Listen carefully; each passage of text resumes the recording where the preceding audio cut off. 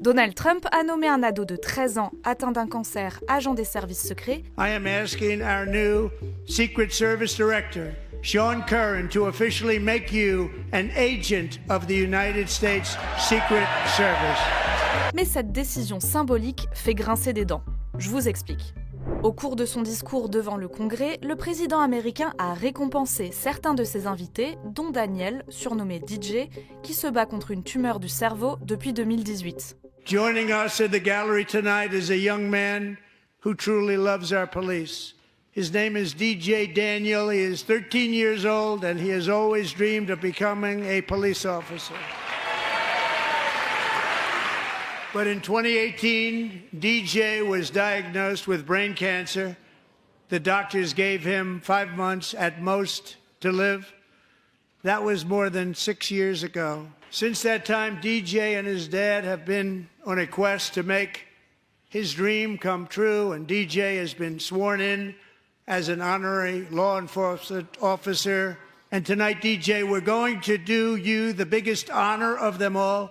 I am asking our new Secret Service Director, Sean Curran, to officially make you an agent of the United States Secret Service.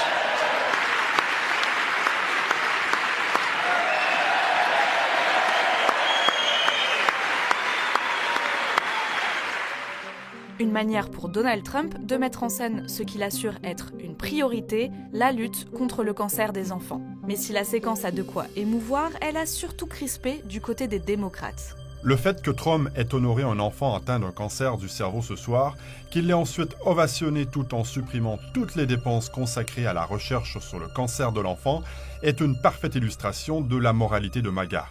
A dénoncé sur X le démocrate Carlos Turnbull. En effet, le président républicain a procédé à des coupes budgétaires drastiques pour les agences fédérales, y compris pour celles chargées de la recherche médicale. La semaine dernière, l'Institut national de la santé a dit plafonner à 15% le financement de frais indirects liés à la recherche, bien loin des 60% et plus facturés aujourd'hui par certains instituts.